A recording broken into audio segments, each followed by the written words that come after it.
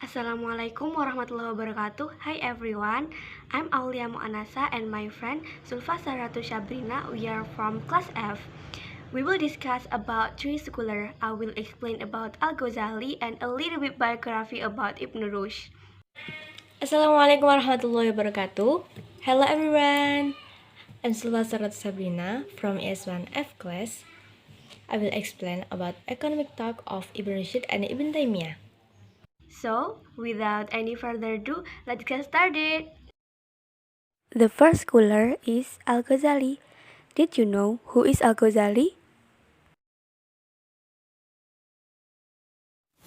Abu Hamid Muhammad, known as Al-Ghazali, was born in 450 annual Hijriah, or 1058 CE, in a village near Tus, a district of Khorasan in northeast Persia.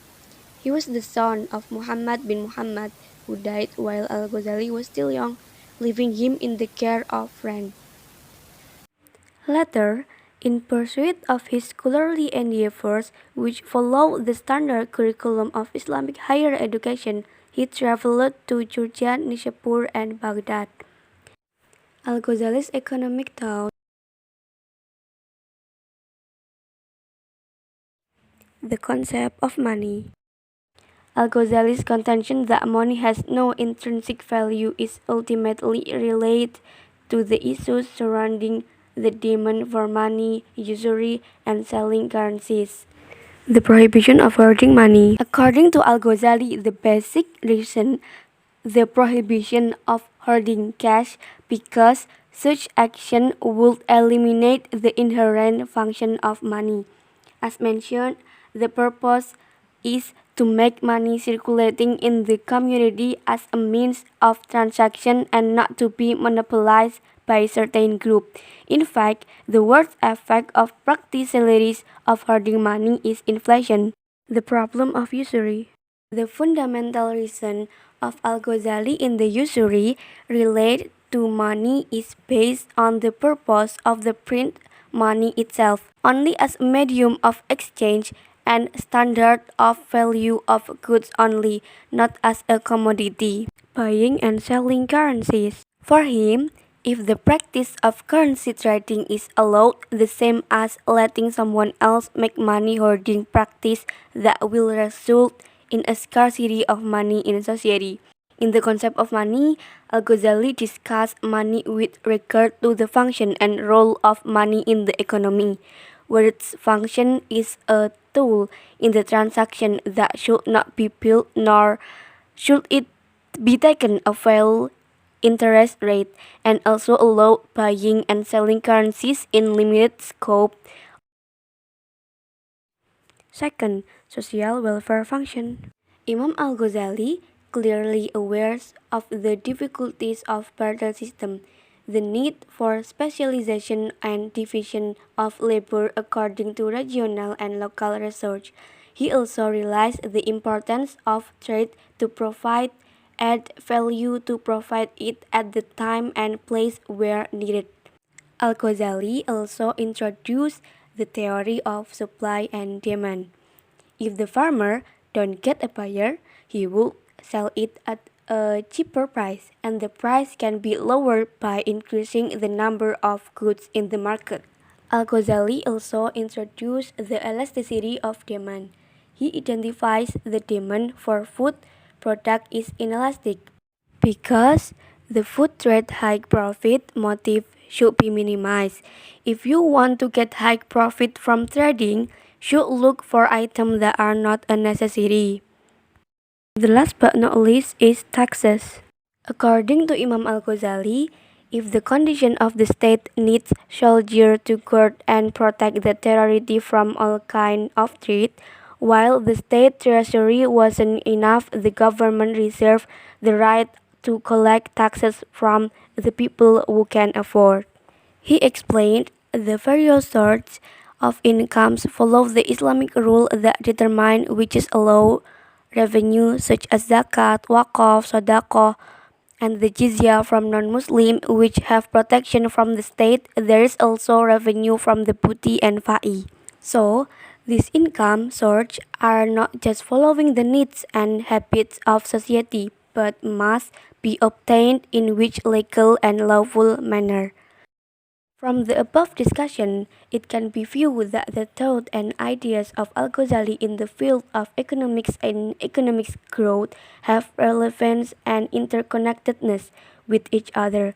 So it can be concluded that the thought and ideas they provide color and direction of development economics in future. The second scholar is Ibn Rushd. Ibn Rushd has a full name is Abu al-Walid Muhammad ibn Muhammad Rushd. He was born in Cordoba, Spain in 5 Hijriah or 1126 Masehi. He is known to Westerners as a Averroes. Ibn Rushd was born into an important family of religious scholars, but in addition to religious science, he also studied medicine and astronomy. Ibn Rushd wrote his most important work on astronomy, the Mukhtasar al-Majesty, or Summary of the Almagest.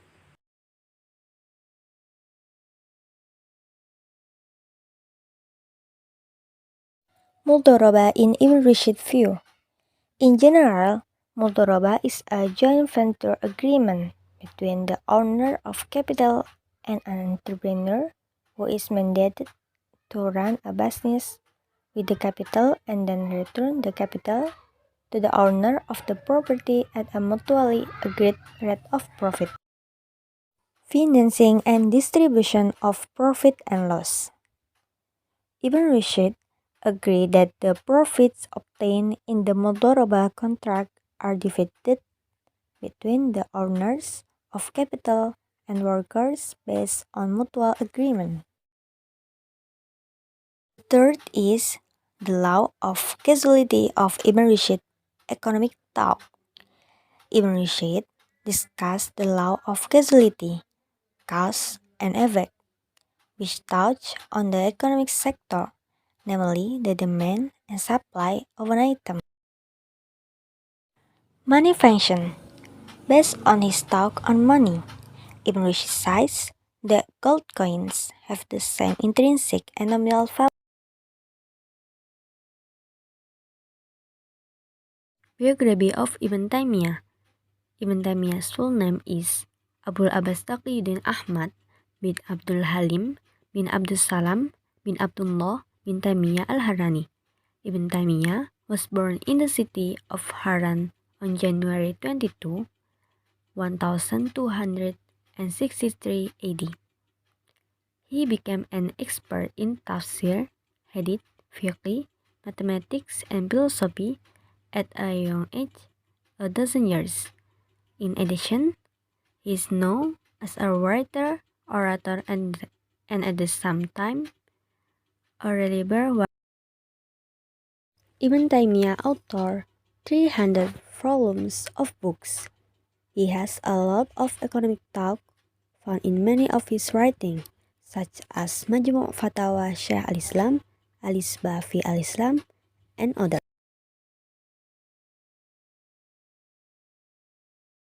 Market mechanism. Ibn Taymiyyah has the view that in a market, prices are influenced by the forces of demand and supply. Equal profits. Ibn Taymiyyah recommends that sellers have the right to obtain generally accepted profits, al-rib al-ma'ruf, without damaging their interests and the interests of their customers. Price regulation. Ibn Taymiyyah distinguishes two types of pricing, namely, the first is unfair and illegal is to force the population to sell merchandise without the basis of an obligation to sell. Is an act that is unfair and unfair. The second is fair and legal. When the government forces someone to sell goods, the goods at an honest price, if the people really need money and monetary policy. Ibn Taymiyyah argued that the government should print currency money that is in accordance with the fair transaction value of the residents, without the involvement of injustice cooperation. Ibn Taymiyyah divides all transactions and economic activities into two categories. The first, transaction based on the principle of justice, and the second, grounded in principle, generosity, and benefit. Economic policy. According to Ibn Taymiyyah, the state has the right to intervene in human rights individually for the sake of greater benefits, such as the first, remove the poor; the second, supervision of market mechanisms; the third, control currency expansion and monitor currency depreciation; and the fourth, economic plan. Ibn Taymiyyah's next talk is Hisbah institution. Through Hisbah, the state used the institution to control comprehensive socio-economic conditions of trade, activities, and practice economics practice, such as supervising industry, product standardization, stockpiling of goods, usury practice, and others. So it's all from us. Hope you guys like it. Thank you for watching. Wassalamualaikum warahmatullahi wabarakatuh.